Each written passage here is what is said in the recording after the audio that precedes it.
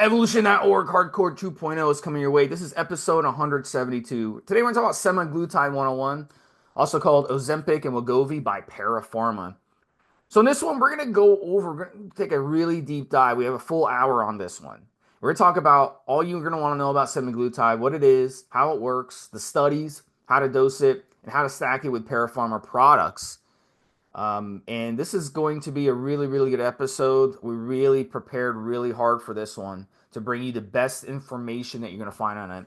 So if you like this podcast, please make sure you're liking and subscribing and you're doing all that good stuff for us. We're also on Apple and Spotify. If you did not know that, you can listen to us in the car. I like to listen to our videos while I'm driving and kind of go back and critique each other, Mobster and I, because we want to make sure that we're doing the best job possible in bringing you this and continuing to improve this podcast. But if you want to keep it going, you've got to help us out.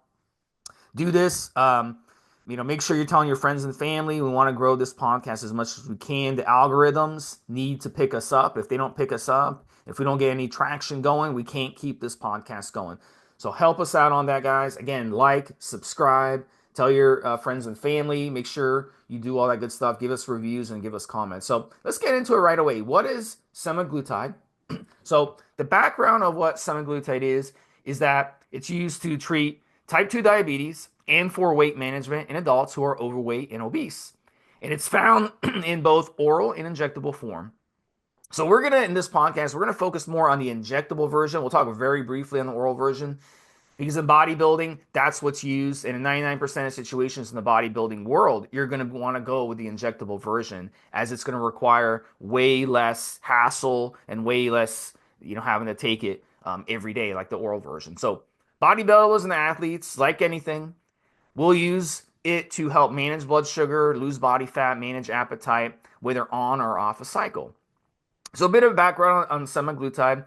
It's sold by a company called Novo Nordisk under the brand name Ozempic or Rybelsus, which is the oral version, for diabetes, and Wegovy is for the weight management.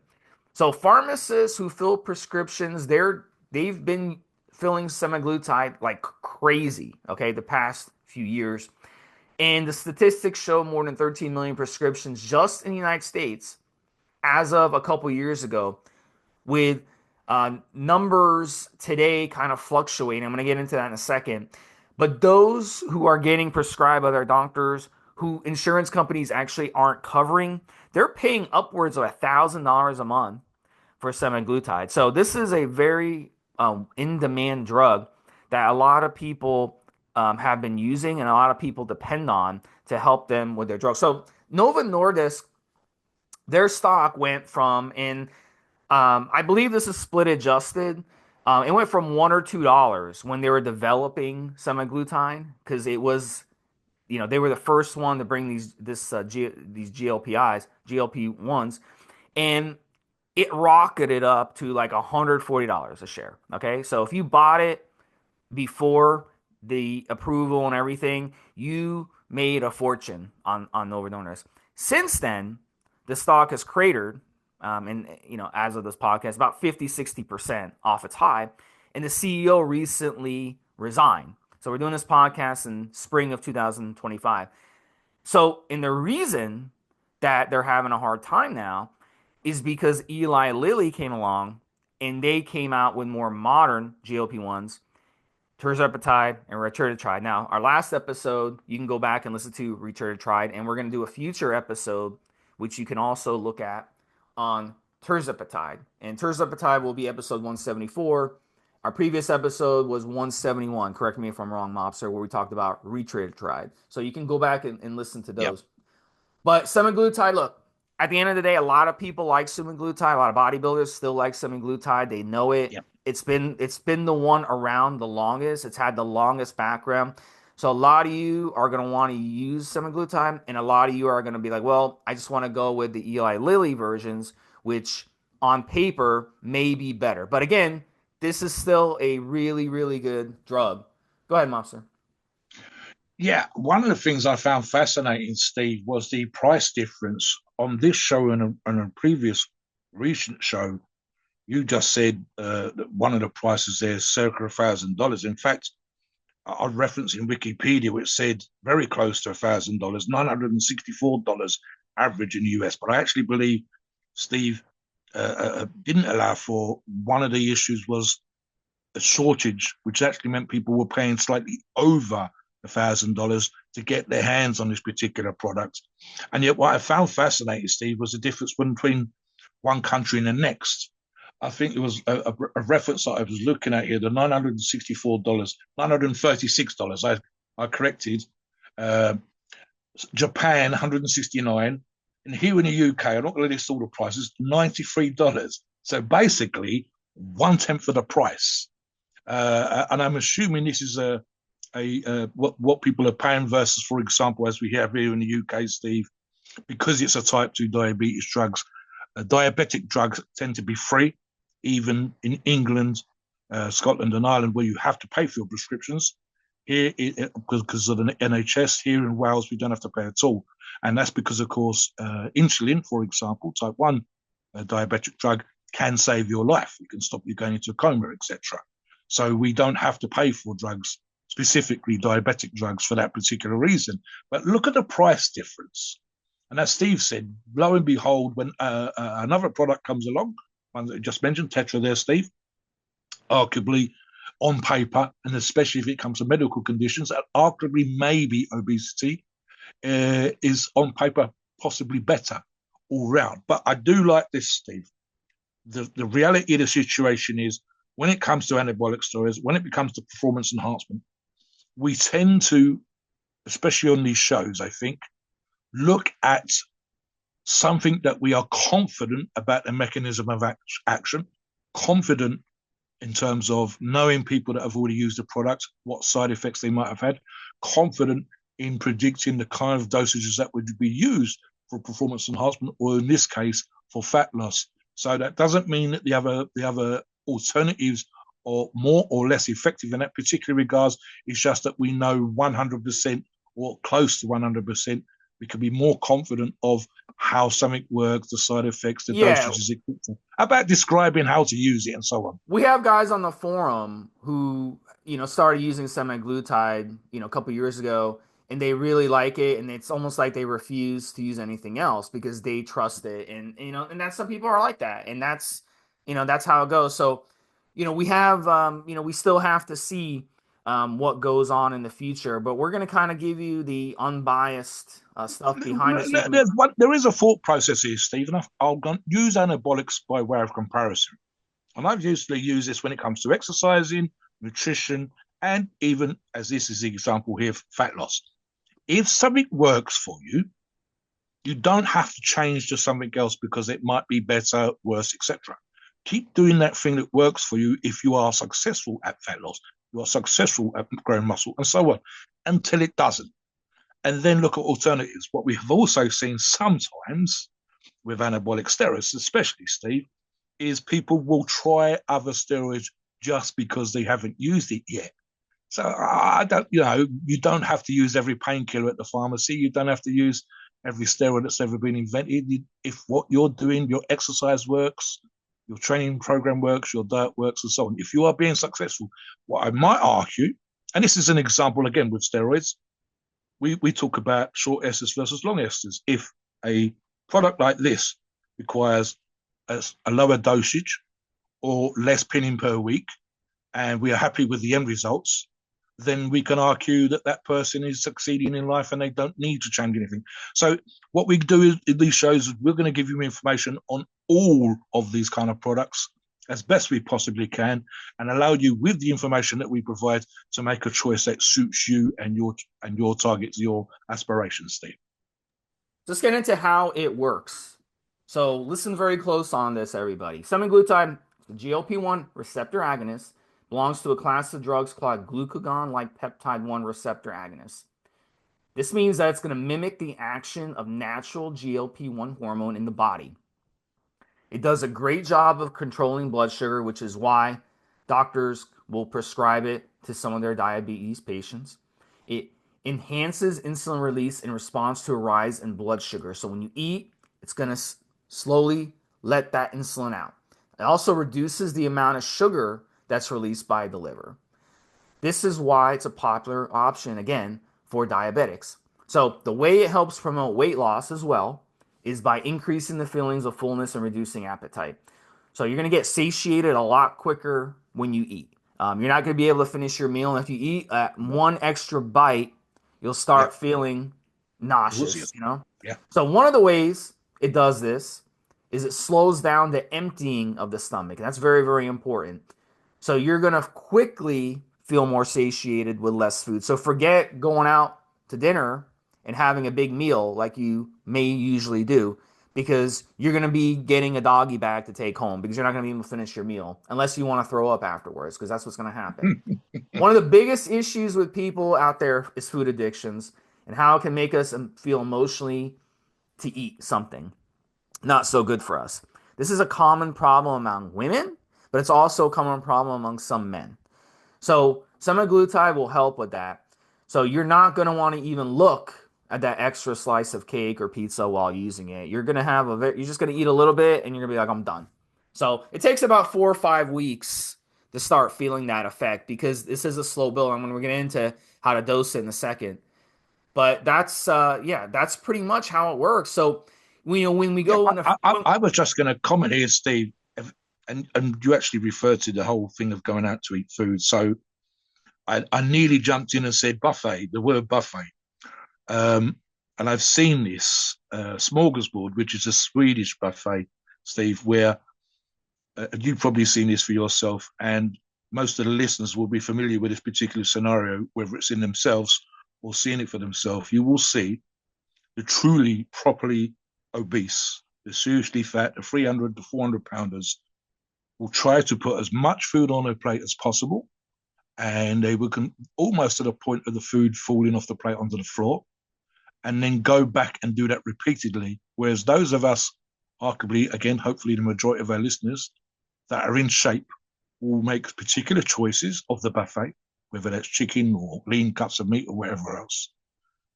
Fill a plate up, but not have the food piled up so high that it's going to fall off the plate, and then only make so many trips as we would do fill full up. So think about how people become obese, whether that's too frequent feeding, constant snacking, and so on.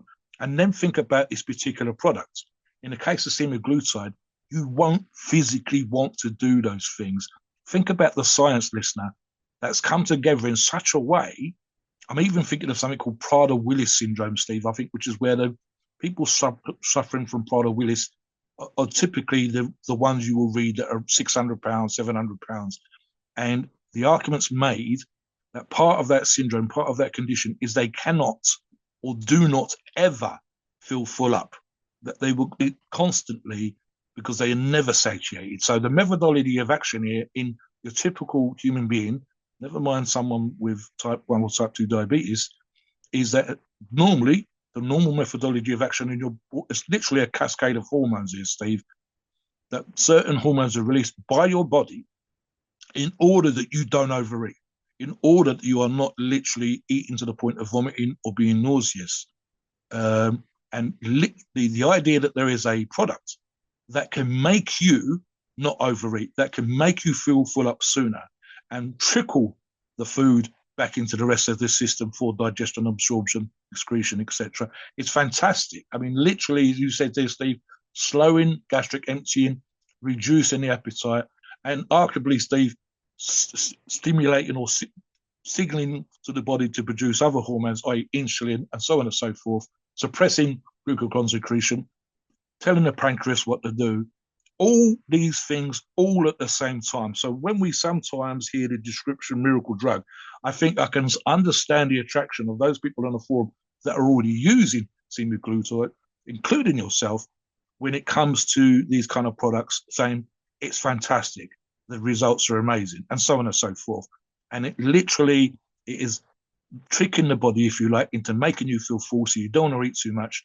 And again, I'm reflecting back at the beginning of this part of the conversation to how the body works, to how those that are obese sort of think and feel, and so on and so forth. And if you can trick the body in that particular way, then the results are fantastic. And to date, as we do this show, I'm not seeing I can't think of a negative comment that's come up so far on the forums in terms of people's usage of it, except perhaps feeling the occasional need to come off and not use it long term. But that's another thing. There is arguably the negatives which we'll look at later on with regards to retention of, or should I say, regaining body fat. But we're getting to that towards the end of the show, Steve. When you're in a fasted state, your body starts attacking fat stores for energy. And because you're depleted through your glycogen stores in your muscles, so your muscles will start appearing flat. So when I did an extremely long fast, that's what happened. My muscles flattened out. It wasn't that I was losing my muscle tissue, it was that my muscles were flattened out. So we have a lot of people out there who are giving misinformation and claiming if you take these GLP-1s that you're going to lose muscle, and it's just not true.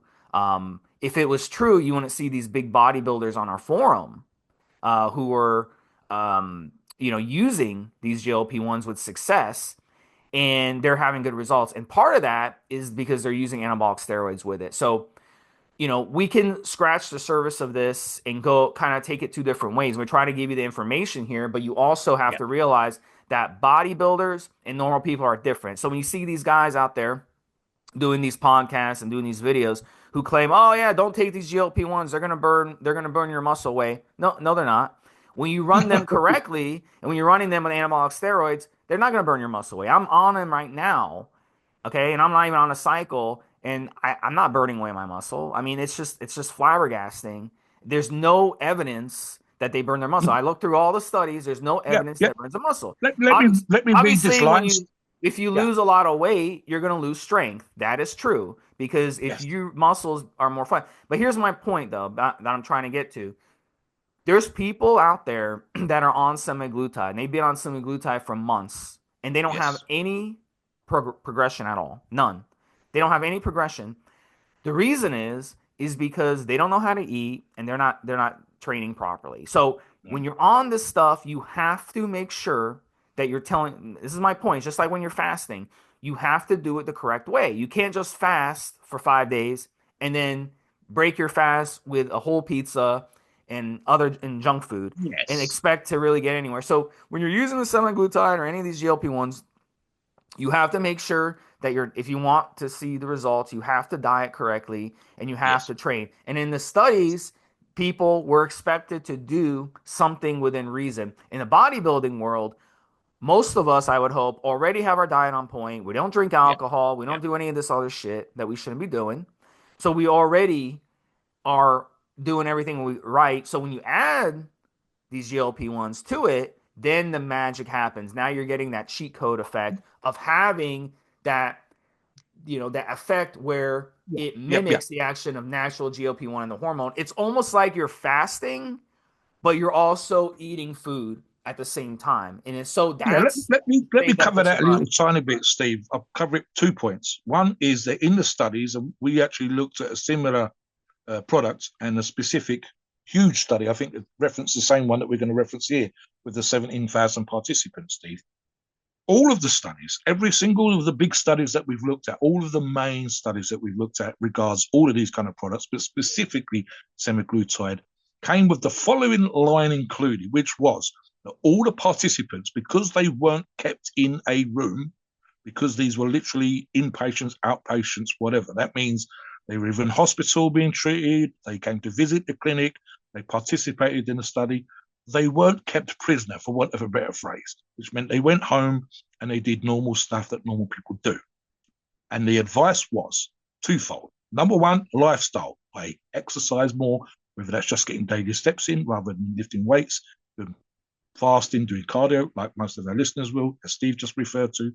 And the other one was specifically dietary type advice. In other words, eat cleaner, eat healthier, stop eating junk food, just common sense stuff. And this was to all of the participants. And let me refer to the idea of losing muscle. And I'll just quote this again. A 2024 systemic review of 6 studies found that although reductions in body weight and fat mass were evident, changes in lean mass were minor, meaning they lost maybe a tiny bit. And again, that would be across all of the studies, and all of the participants, which would be tens of thousands of participants. And again, Steve, as you and I were talking about in a pre-show for something else, the idea that some participants might have lost a little bit of muscle versus all of the participants losing muscle is statistically normal. So in other words, some of them might have dieted too hard, some of them might have overexercised. So some lost a small amount. But across all of the participants on all 6 studies that were looked at, minimal, to say the least. And again, the majority of our listeners, the people that are listening to the show, the majority of the people on the forum will be training hard, eating cleanly, prepping their meals, getting the best results, and therefore arguably retaining and even in some circumstances, Steve, growing muscle. So they wouldn't be statistically part of the overall. In fact, arguably, Steve, they would be more likely to retain and grow muscle than the average person. That makes sense. That's obvious. So just as an argument, again, if people are online citing something that they've read as sort of factual, I'm literally quoting the 6 studies. There's a reference for those 6 studies and so on and so forth. Yeah. So So there's people need sometimes to make the quotation yeah. when they know what they're talking about. Let's get into the studies. Look, phase 2 clinical trials began in June of 2008. So we have so many studies on this, and they really started studying GLP hormones since the 1970s. Yes. And Novo Nordisk started in 1998. So this just tells you how long it takes to develop some of these drugs. So we got to give Novo Nordisk credit, even though Eli Lilly is kicking their ass now and they're probably going to continue to kick their ass. But we got to get Nova Nordisk credit for really putting in, the hours and the manpower into this. And I'm sure the CEO, got a nice golden parachute. I'm sure, which then, and that means in finance terms, that means where the CEO is basically paid to go away. You're basically here's $50 million plus stock, go away, resign. We're blaming you for the stock coming down. So that's how it works in the finance world. But look, we got to give them all credit of that. So let's go over some of these studies. There's so many studies. Mobster has some studies. Let me go over 3 studies and that I found fascinating. And the first one was off PubMed. I'll include it in the article. This study showed a 20% reduction in major adverse cardiovascular events in 17,600 adults with pre-existing cardiovascular disease or obesity. The patients were treated for 4 years and showed a 10.2% reduction in weight, 7.7 centimeter reduction in waist, and versus 1% in the placebo group. So that was a really a good indication of using this for 4 years and seeing the kind of benefits it has for your heart health and for your waist. And how many people in America do you see with the pregnant gut? I call it the dad. Some people call it the dad bod. Some people call it the pregnant gut. But in America, it's an epidemic. Okay, middle-aged men. You won't find very many middle-aged men over 40 with abs. It's very rare. Even former athletes who used to run 4.240s in their prime and be able to dunk basketballs and be able to leap, jump, and do all kinds of things. When they retire from the game, they end up, having guts and being out of shape. So it's an epidemic, and this semaglutide can help people reverse that. So it's really a promising, finding for sure in that study. Another one was in AJMC.com study. Again, I'll link it in the article. And this study showed that a third of participants who took semaglutide for 68 weeks lost at least 20% of baseline weight, which compares to those who got sleeve gastrectomy bariatric surgery, which is something I would never recommend for anyone to do. It's very risky, and it can cause a lot of complications. So those who are on the drug also reported lower weight loss, lower BMI, better blood pressure numbers. They also improved their fasting plasma glucose and fasting lipid levels. Again, we go back to the weight loss, the help with the heart health, and all that good stuff. So it comes hand in hand. It's a domino effect. When you're heavy, when you got a big gut, you're going to have blood pressure problems. You're going to have heart problems. That's just how it is. And your arteries are going to clog up very quickly. So this stuff is very promising for that. Another study, it's a PMC study, and again, I'll link it in the article. Another study showed that a dose of 2.4 milligrams a week, which is a pretty hefty dose, who were diabetics and or obese individuals for 20 weeks resulted in a mean weight loss of 10.6%. Those who continued the treatment for another 48 weeks lost another 8%. But here's the downside. Those who didn't and were given a placebo gained 7% back. So that's the rebound effect of these GLP-1s. And this can happen when you're on it for a period of time and you stop taking it. Now it's no longer Yes, working in your yes, body. yes, And a lot of the guys on the forum who've had experience using these GLP-1s for a long period of time then have come off. They've noticed their appetite is absolutely crazy. The same thing when you do a long fast. You do a long fast, yeah, after day 2, day 3, and especially by day 4, your appetite's gone. Okay, you're in deep ketosis. You don't have an appetite. Then when you break your fast, your appetite goes crazy when you break a fast because your body knows, hey, you just got a big kill. You got to take advantage of this because we don't know the next time you're going to be in a famine state again. You may not yeah, eat another meal for another month, so you better eat everything you can now. So that's an evolutionary trait that got put in our yes, body. So yes, there is an argument to be made with these GLP-1s, and this ties into dosing in and side effects that you may want to run the course and then you may want to go slip back down to a maintenance dose. It's just like being on TRT for the rest of your life. Do you yeah. have to stay on it the I'm rest of your agreeing life? with you here, Steve. I'm thinking this, right? When we talk about anabolics in the same sort of way of thinking, etc., there's the whole retention of muscle off cycle, uh, keeping us lean, for example, if that's what you're aiming for, and so on and so forth, with other performance enhancing products and drugs. So there's a big argument for short periods of time on versus short periods of time off, Steve, as opposed to running it for a long time and then coming off. Because I think, and I can think of a couple of extreme examples. We see for it, and I used this example on a similar show recently. Not that we're going to talk about this in depth, but when we talked about DNP, so one of the things that I'd noticed with DNP use was exactly what Steve just said. Used for relatively short periods of times at guideline dosages, and I'm not going to get into that. 80% of the users, in my experience, when you went back and looked at their logs, at their photographs, at their profiles, or whatever else, they didn't immediately respond, but later on they would say something to the effect of, I came back with as much body fat as I'd lost, and sometimes more. In other words, while their use had been successful, the bounce back, the rebound was horrendous because you'd lost all that body fat and got into shape, and then you've actually ended up in worse condition afterwards.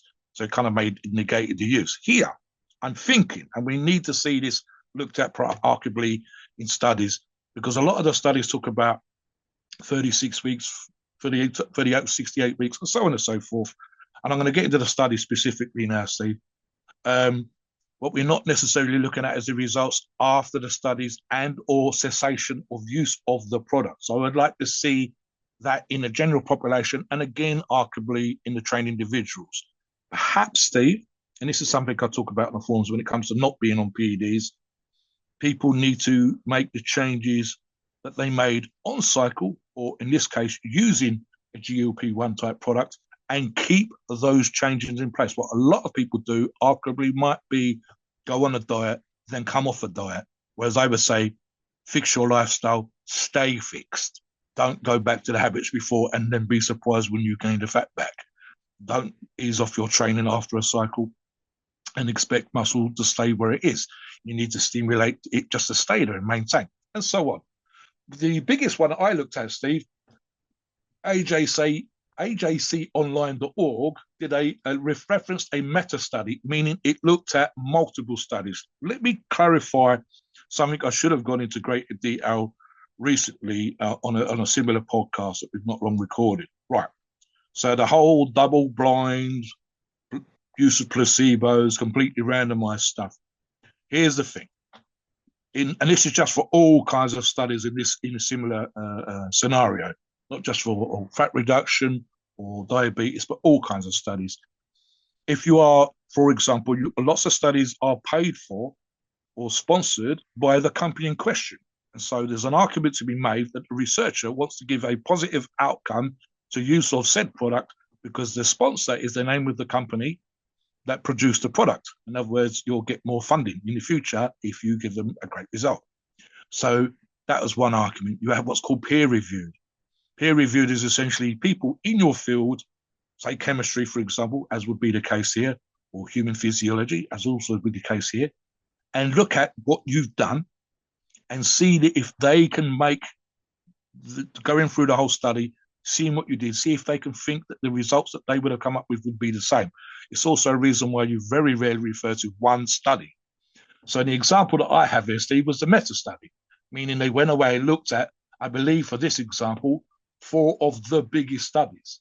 In order to get all those numbers that Steve just talked about, I actually represented here in this study, Steve, as you said, for example, decreased BMI, body mass index, waist circumference.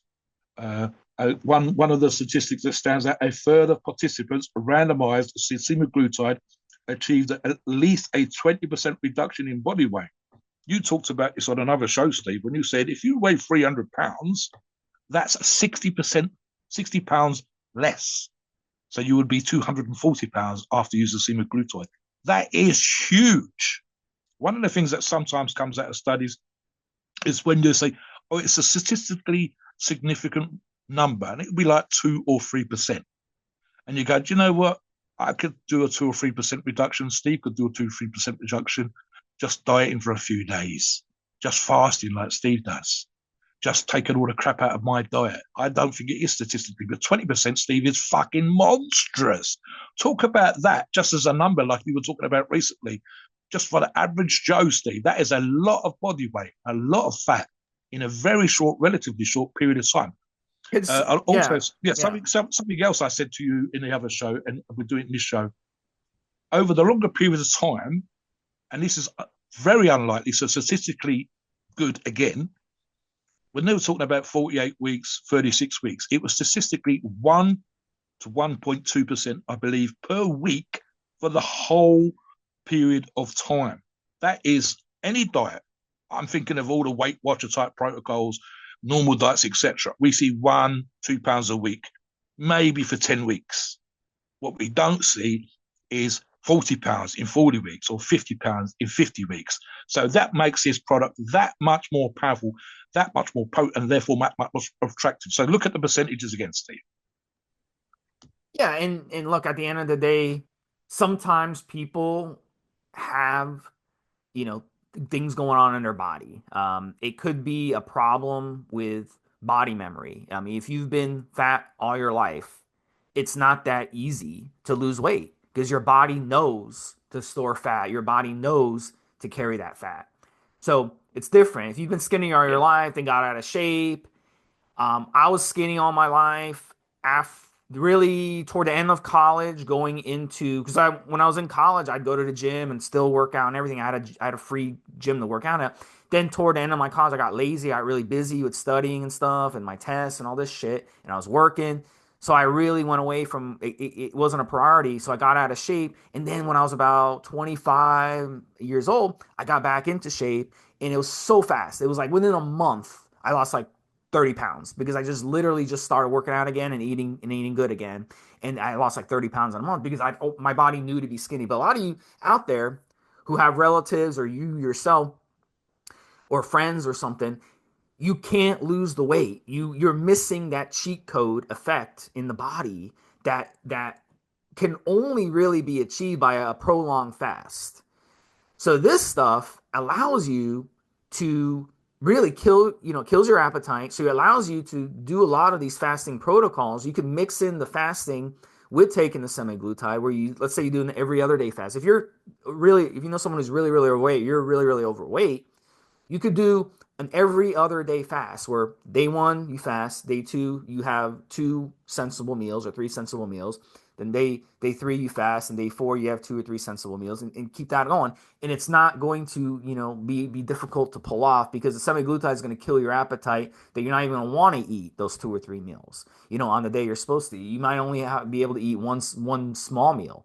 So you're putting yourself in a fasted state, and it's going to be easier to put yourself in a fasted state where before you were so hooked and addicted to food, emotionally and physically, that you couldn't not eat. And the nice thing too about these studies and these GLP-1s and the semaglutide, and this is Yep. very, very important, is it won't the users don't report the that low blood sugar, low energy side Consumption. effect where you get, that people are like, oh my God, I gotta have sugar, I gotta have carbs, I gotta have sugar, I gotta have carbs, Yeah. I can't go 2 hours without eating.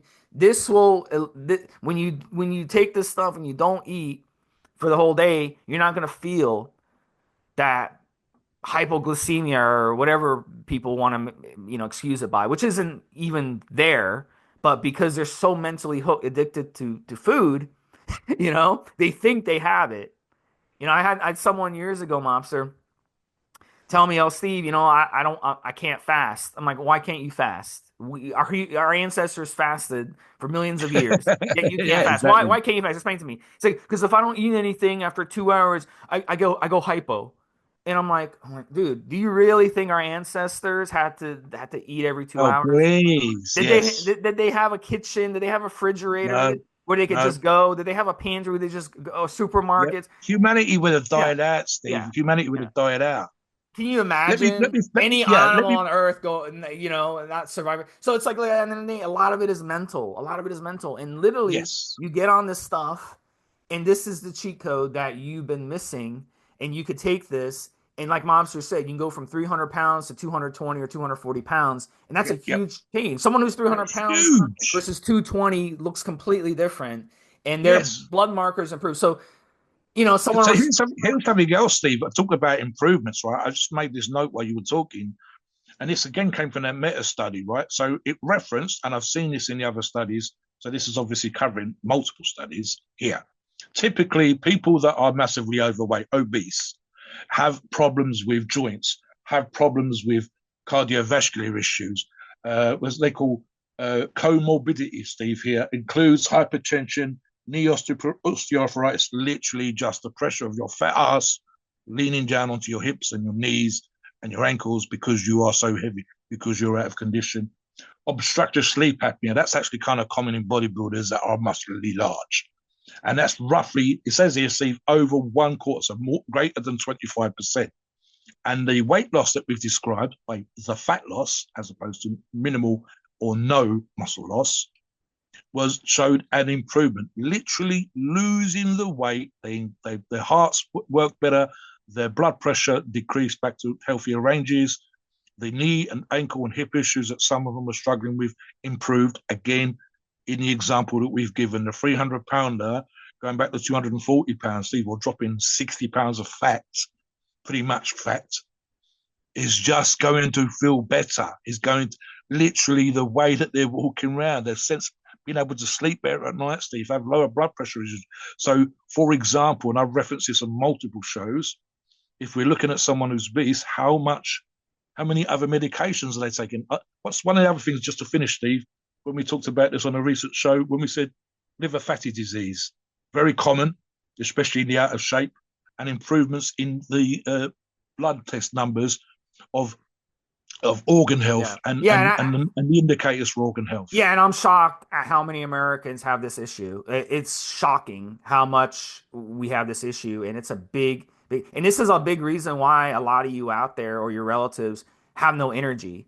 I can't tell you how many relatives I have or friends, and I'm like, let's go hit the gym, let's go for a jog, let's go do. They're like, oh, I don't feel, I'm tired today. Well, that's why you're tired, because your liver is a pile of shit, because of this.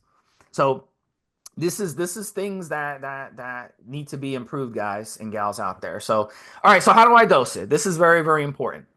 So again, I'm going to go over the injectable and I'm going to go over the oral very briefly. Most of you are going to be want to use the injectable.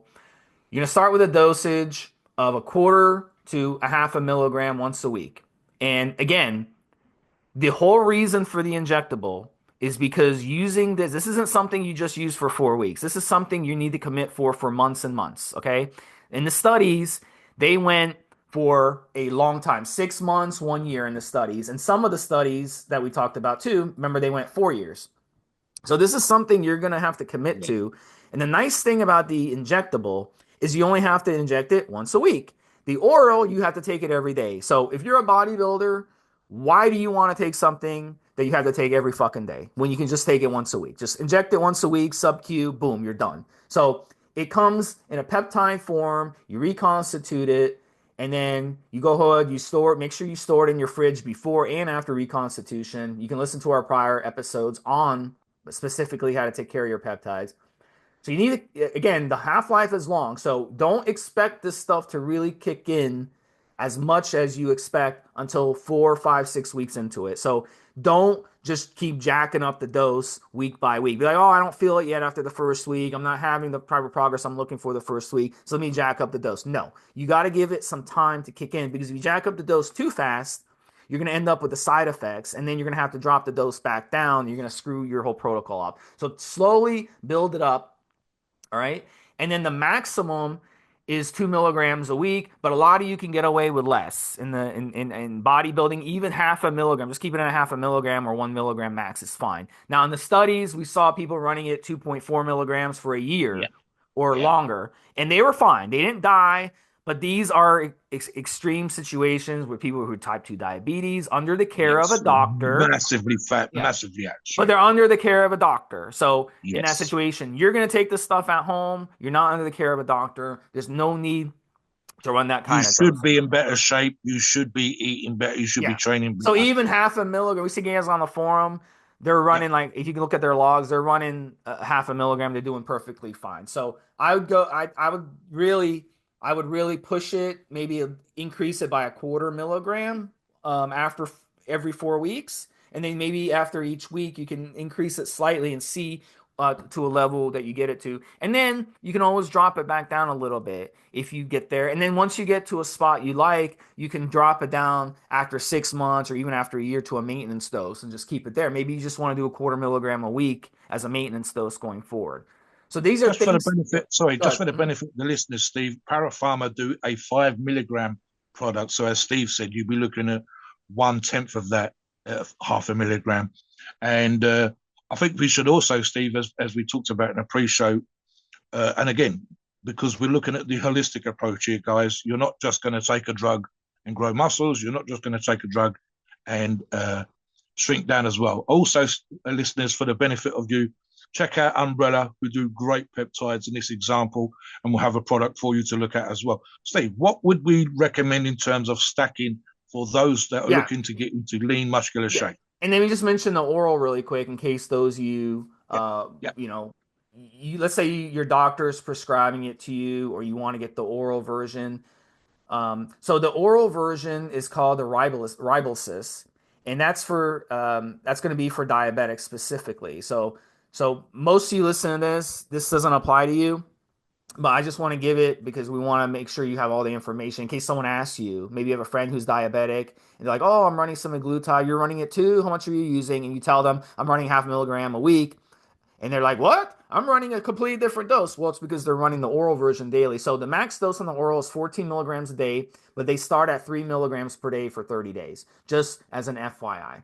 All right, so let's get into the side effects before we talk about what to stack it with really quick, because we really need to talk about this.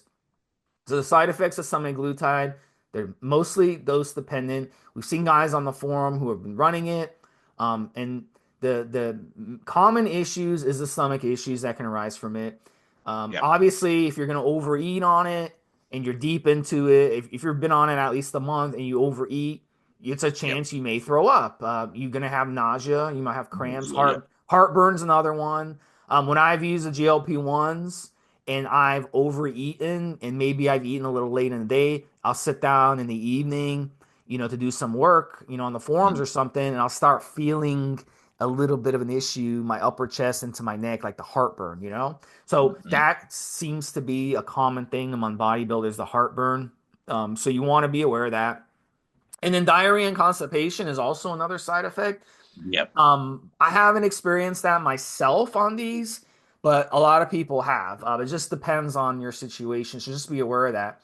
And there is some evidence too that the side effects do go away over time. So the longer you stay on it, the better these side effects get. So that is a good thing. Yeah, Now there was there, one more, Steve. There was one more here, and I'm referencing a study conducted by researchers at the University of British Columbia. Referenced hair loss was huh, higher in people who took semaglutide than were taking another similar product, huh, with that's the interesting. semaglutide patients 52% higher risk of hair loss than those who were taking an alternative product. I find it interesting, Stephen. You and I talked about this briefly in the pre-show. We actually did. I think we were talking about Winstrol. When we talked about hair loss, we were talking about EQ with the idea that some users of EQ get anxiety. So it was interesting for me. So one of the things I'm thinking about here, if you are losing fat, is your scalp drier because you've lost fat, because you are getting in shape, because of the way that the body works, and therefore an issue? And something I said to Steve in the pre-show, I'll just throw this in as an example here, Steve, quickly.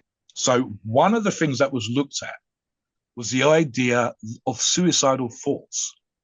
And I had a look at that, Steve, and as I told Steve in the pre-show. So we've talked about one study, 17,000 participants. The meta studies would have covered tens of thousands, and certainly thousands and thousands across the 4 studies that they looked at in the meta study. I don't think included the 17,000 study. And something I said to Steve was that in the example that was given, 2 users, I believe this was Sweden, has suicidal thoughts. And I said to Steve, statistically, if you take 1,000 people in the street right now, never mind semaglutide, but just 1,000 random people, stop them in the street, do a census, do a Q&A, and you took 1,000 people, you'd probably find more than 2%, more than 2 people. So certainly because two people in 1,000 is it was like 0.1%, I believe, without me looking at it properly, maybe even less. So statistically small as to be ridiculous. When you've got 17,000 Yeah. participants, when you've got And the thousands of same goes participants, for the other rare. any drug, Yeah. any So medication, the steroid stuff that you and I talk about, statistically, you're probably yeah. looking close to the average So for 1,000 random people, probably 10%, Steve, so and certainly they 2 or 3%. so with semaglutide, pancreatitis, kidney issues, thyroid tumors, and vision changes were also found. And I looked at Yeah, this you get number. vision changes using ED drugs, Steve. You Yeah. get issues with gut using Yeah. So ibuprofen. the So numbers yeah, are like 1%, not that 1%. tiny, fractional. Let me explain this. So it's not that 1% of people that took semaglutide got this. It's that there was a 1% increase, meaning it's very significant, statistically insignificant, and it could be just, noise. So it's just something we want to make sure you're aware of. And look, Steve, like I said, we are not controlling the 17 fantastic participants because they're at home. They're not in a study, not locked in a room. They would have the statistically normal variations that you would get with that many people in population. As an example, and Yeah, I and use this analogy years. it would not have been studied that long in FDA approved and gone through those if No, it no. Let me actually give you a did. silly, Yeah. silly example that people. It's a news headline, and I'll give you this example. So some years ago, I went to the Wheeler shop at Charing Cross in central London. I didn't realise there was a CND rally, the anti-nuclear or the nuclear disarmament organisation, and roughly 100,000 people turned up. It's the biggest crowd I'd seen in my life up to that point. In the newspapers the next day, they mentioned that someone had died, and I actually ended up looking this up. So if 100,000 people get together, one person will die at that event. That's statistically normal. But the headline the following day was person dies at CND rally. They would have fucking died. You get 100,000 football fans together, 100,000 soccer fans, 100,000 hockey players, fans together. One person will die. It's just normal. Someone will have a heart attack from the two sides of the crowd. So when you look at this stuff, it's like almost a negative for no reason. The idea that 2 people out of thousands of Swedish users had Yeah. suicidal There thoughts. was a. Or I'll yeah, mention it's something similar. There ridiculous. was It's something I tiny. read where in Wisconsin or Minnesota or something, hunters, there were like 6 hunters that died during deer hunting season, and they're like, Not why? shooting each other accidentally. No, no. What happened was they would go and walk for miles Yes, which they didn't normally do. and shoot a Yeah. deer, and then have to drag. It's not the walking; it's Yes. to The drag a dragging the deer back. And then along the way, as they're dragging the deer back, they get so exhausted because they're so Yes. excited and their adrenaline is so high that they just drop dead Yeah. of a heart attack.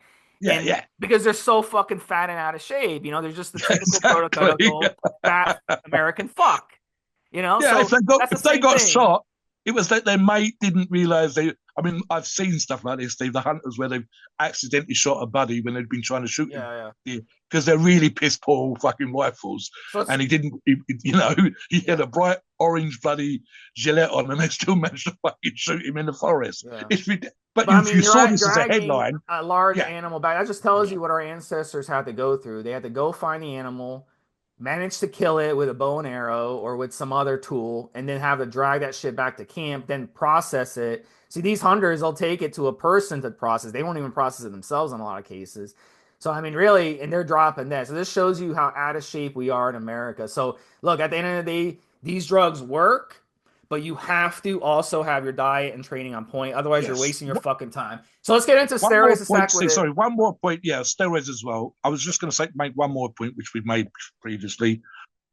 I have seen some users talk about micro dosing, which means fractionals of a milligram on a daily basis rather than the once a week injection. To date, and this just comes from looking at people that we know that are using it, we're not seeing any great differences at all, really, statistical differences between daily dosages or weekly dosages. And again, the studies all pretty much worked around the idea of one injection per week, having a patient come in, be given the injection in a medical situation, and then leave and still having these amazing successes. So yeah, talk about If you were going to do a cut, Steve, what Para Pharma products would you look to be using Yeah. with this to And get the then, best and the results? nice thing too, you can come on our forum, evolutionary.org, come Yes. on the forum, join up, and you can see the guys running these. You can search for semaglutide, and you can see these guys running this GLP-1s, and you'll see what they're stacking with. So some of the popular options that Parapharma has that you could stack with it. First one I'll talk about is Primobolan. Now, Primobolan is the golden nectar steroid. Back in the 70s, Arnold loved Primobolan. He'd run Primobolan like 500, 600, 700 milligrams a week, and he would run it um, really solo. He run it with testosterone, and he would keep his diet on point, and he would train his balls off, and he had fantastic results. He loved using Primobolan, especially ahead of a show. Equipoise is another great option. And equipoise is very versatile. If you want to go more cardiocentric with your journey and you want to focus a lot on cardio, equipoise won't fuck with your cardio. It will actually help your cardio. And so will turinabol. Turinabol is an awesome oral steroid if you want to go the oral route. So with equipoise, similar to Primo, you want to run anywhere from 300 to 600 milligrams a week, but most people stick to around 400 milligrams. With Turinabol, when I'm doing more cardiocentric training, I like to stick with Turinabol. And in fact, I have some Parapharma Turinabol sitting with me right in front of me, Mobster, and these come with 25 milligrams Yeah. tablets. So I'll take one a day. That's it. I'll just take Yes. one a day Yes. at 25 minutes. Yes. That's all I need. And that it won't fuck with my cardio. It won't give me No. pumps It would that are help. It will help, Steve. Yeah. yeah, it's one of those things where it's not going to cause side effects and it's not going to really destroy your body and cause a lot of inflammation where it's going to fuck with your cardio. So I can do a lot of cardio on Turinabol or I can do a lot of cardio on Equipoise, no problem. If you want to go more the hardening route, Masteron is an injectable, and Masteron Parapharma has excellent Masteron. It's clean, it's very smooth. They have the propionate option if you don't mind injecting more often, and they have the enethate option. And I've run Masteron before at 500 milligrams a week. And let me tell you something. I went to a massage therapist, and she was just Yeah. like, I've Yeah. never massaged someone with harder muscles.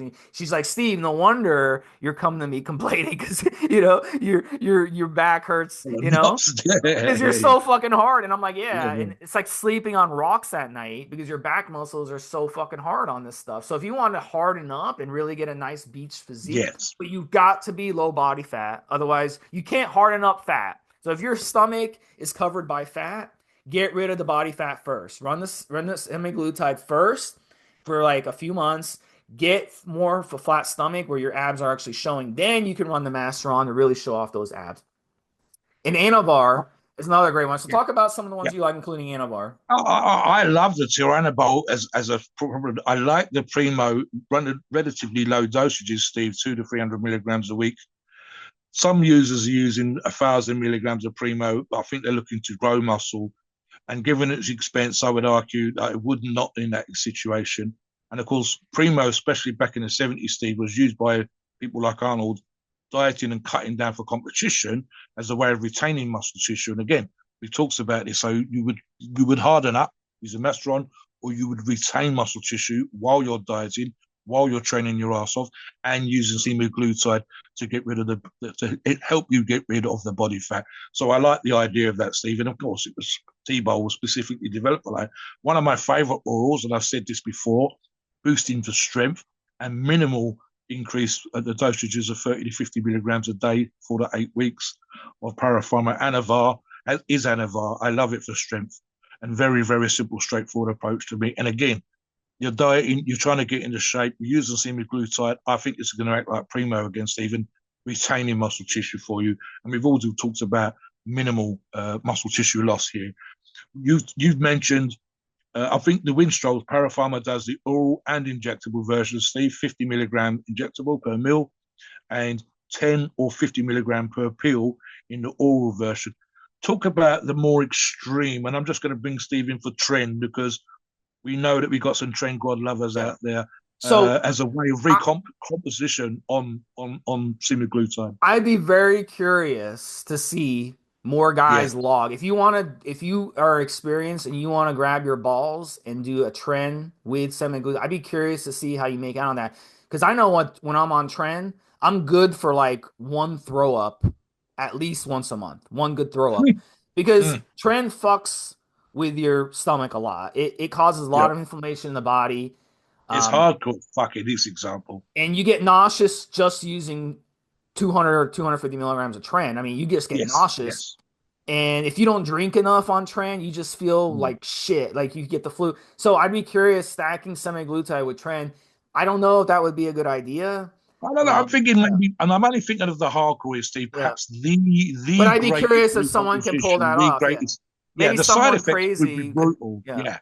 I'd be worried about literally every time eating something, you'd be at risk of throwing that up because tren alone would make you feel nauseous and feel, sick. I Let can't me just imagine. refer to, as we're getting towards the end of the show here, Steve, just as an example, we mentioned this particular gentleman. We talk about logs on a forum and we say come onto the forums and check out logs of people that are running semaglutide. Just as an example, this particular person, Royd Rage, the man, rather than Royd Rage, the wife, and even herself, is doing incredibly well. Royd Rage, this last weekend, Thursday, Friday last week, Steve, as we do this show on a Monday, almost pulled a lifetime PB of 655 pounds on the deadlift at the lowest body weight while he's using semaglutide. So he's lean as he's ever been. I believe 245, 249 pounds. Again, as we do this show, and I believe he was 260, 270 just a few months ago.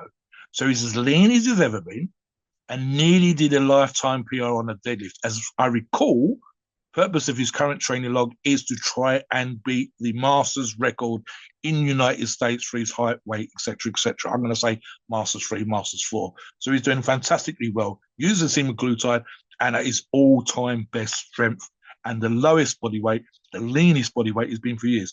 I'm using him as an example. This is kind of representative of what we've seen on the other semaglutide users on the forum.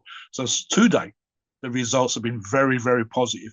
Let's talk briefly, Steve, about Para Pharma and why we rate and recommend companies like Para Pharma. Look, I have personally done a cut log, 4 weeks, Para Pharma, using a cut stack 150 type product that they produce. Ably provided for me for the purposes of that. I've used their product. I know the outcome that I got was positive. You can come onto the forum and check my log just for Para Pharma products. You can do the semaglutide searching or Para Pharma searching, and you will come across multiple users that have used their products to positive end results. So talk about your experience with and the reason why you would rate and recommend Para Pharma as well, Steve. Yeah, and first of all, you can come on again. You can come on the forum. A lot of people are keep asking us in the comments, "Where can I get Parapharma? Where can I get this?" Come on the forum, guys. We can't say where to get it from on these websites because that's they'll Yeah, instantly, never on social media. yeah, Never, never, never. they'll delete the message. So Yes. remember, this is underground. So you got to come on the forum to find out where to get it. Come on the forum and ask. We're here to help. And look, Para Pharma, the reason that Para Pharma, we talk about Para Pharma, is because they are legit. Their products are Yes. legit. I use their products, Mobster uses their products, other guys and gals on the forum trust their products. We know when we order from them, we're getting what we order. We know that the dosages are the dosages. We know that if we're going to waste our money and waste our time on a 12-week cycle, we're going to get the most out of that 12-week cycle. We're not going to run the cycle 6 weeks into it and be like, oh shit, I got fake gear. Happens all the time. We get guys every day posting. They're not going to scam you. You're not going to send them Bitcoin and then it's gone. You got to Yeah. trust that person.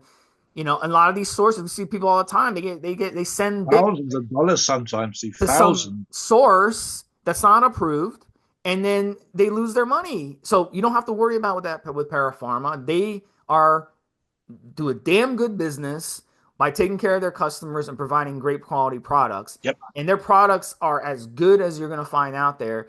And they've been tested independently and they've Yep. come out 98, 99%, which is pharmacy grade numbers. Yes. Yes. Better than So, pharmacy grade yeah. because of the deviation that's allowed. They've been around, Steve, over a decade. You see multiple resellers, one or two of the biggest resellers in the industry, rating and Yeah. recommending And they Para have Pharma. another thing I like about them too, for us normal guys, normal Yep. Joes out there, which most of you are, is they have sales all the time. So Yes. they have sales. The more you buy, the more you save. They have excellent. So again, you can come on the forum and check out their sales. We got a guy on the forum, Quad Sweep, who's always posting sales threads Yep. Yep. on a 40% off regularly, guys. So yeah. absolutely, Steve. Ways of saving, multiple that you can buy.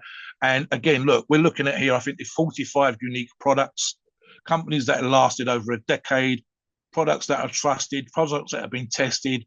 They've been tried by people like you, the listener, using it and great results. What we encourage you to come onto the forums, look at these logs that we've described, not just promos or parapharma products or whatever, but go onto the logs, search for someone like yourself, and you will find examples of average Joes, freaks of nature, strength idiots like myself, whatever, that have used parapharma products and got great results. And you go, okay, I'm not just seeing this now and again.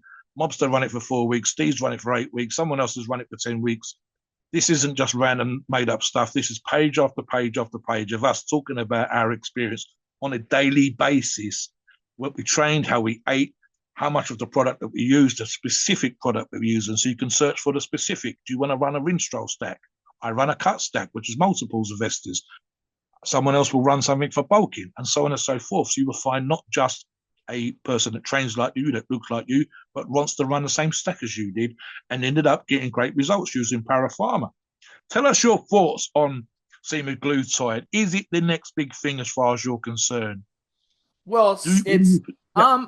yeah, I mean, at the end of the day, it's the longest tracked GLP-1 and it'll always be the Yes. first one. So you have to give it credit for that. But like just like anything else, they come up with better things. So we'll have to see, is the Eli Lilly retratatride and the tirzepatide going to kick its ass? And so far, it looks like it may be, but still a lot of doctors are still prescribing semaglutide because they're comfortable with it and it's been Yep. around for a long time. And it works. It Yep. works. We've seen the numbers. Yep. So yeah, So listen, like I said at the beginning of the show, guys. I mean, look, ask user, we're going to give you the information that you want on products that you're considering using or already using.